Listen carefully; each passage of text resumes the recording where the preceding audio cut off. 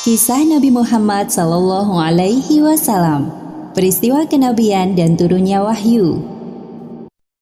Pada usia 40 tahun, Muhammad sering menyendiri di Gua Hiro untuk merenungi kebesaran Sang Pencipta Alam. Tepatnya pada malam 27 Ramadan, datanglah malaikat Jibril di hadapan beliau dan menyuruhnya membaca surat Al-Alaq ayat 1-5. Itulah wahyu yang pertama kali turun. Allah Subhanahu wa Ta'ala mengangkat Muhammad menjadi rasul melalui perantara malaikat Jibril.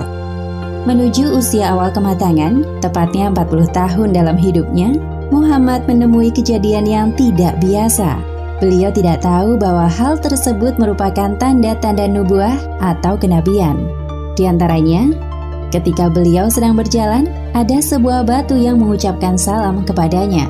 Kemudian saat Muhammad tidur, seringkali terjadi ru'yah shodiqoh atau mimpi yang benar, berupa fajar subuh yang menyingsing. Mimpi ini terjadi selama kurang lebih 6 bulan lamanya. Setelah merasa terjadi hal-hal aneh pada dirinya, Muhammad memilih untuk bertahanus atau menyendiri di Gua Hiro yang letaknya jauh dari keramaian. Dengan berbekal roti gandum dan air, Muhammad berangkat menuju Gua Hiro. Khadijah mengantar suaminya sampai ke depan rumah dengan penuh keikhlasan. Tak ada sedikit pun keluar dari bibirnya perkataan yang memberatkan kepergian suaminya. Berjarak agak jauh dari kota Mekah, terdapat sebuah gua kecil di Jabal Nur yang berukuran panjang 4 hasta dan lebar 1,75 hasta. Hanya memuat 1 atau 2 orang di dalamnya. Ada alasan tersendiri mengapa Muhammad memilih Gua Hiro sebagai tempat untuk bertahanus. Pertama, letak Gua Hiro jauh dari jangkauan manusia. Mustahil orang-orang singgah kemari untuk urusan sehari-hari. Kedua, Gua Hiro memiliki 2 sisi. Sisi pertama adalah pintu masuk, dan sisi satunya adalah celah yang menghadap langsung ke Ka'bah. Melalui celah itu, beliau dapat menyaksikan bangunan suci Ka'bah.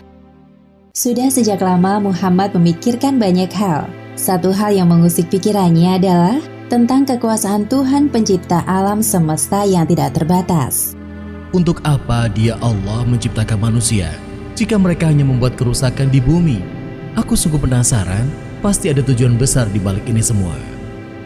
Selain itu, keyakinan beliau kerap kali berseberangan dengan perilaku jahiliyah orang-orang Quraisy yang menyimpang.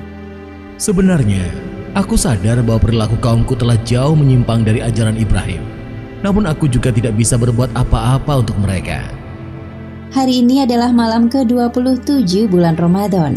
Setelah 26 hari bertahanus di Gua Hiro, Muhammad didatangi sesosok malaikat berwujud manusia. Dialah Jibril dalam tubuh laki-laki yang berpakaian putih.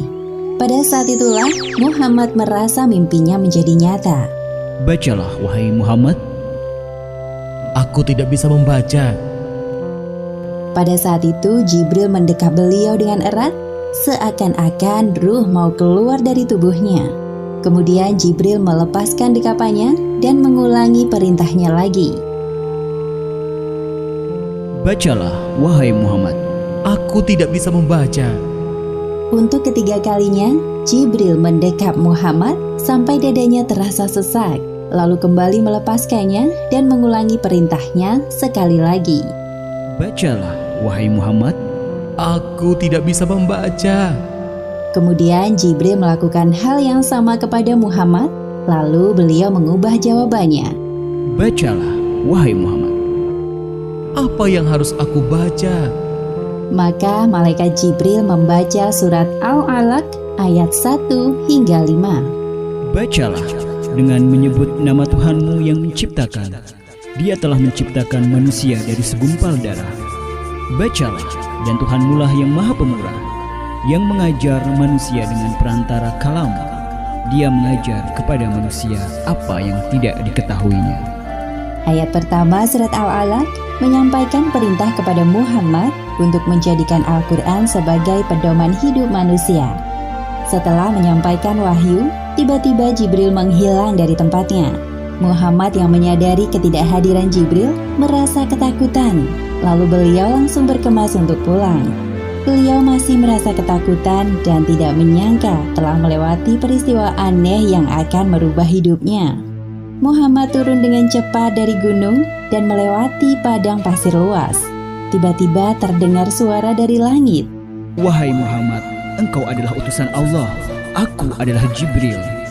Wahai Muhammad, engkau adalah utusan Allah. Aku adalah Jibril. Wahai Muhammad, engkau adalah utusan Allah. Aku adalah Jibril. Muhammad yang mendengar suara Jibril menghentikan langkahnya dan melihat ke arah langit. Itulah kali pertama Muhammad melihat Jibril dalam postur malaikat. Tiba-tiba saja Jibril menghilang. Segera saja Muhammad terburu-buru meninggalkan tempat itu dengan penuh ketakutan.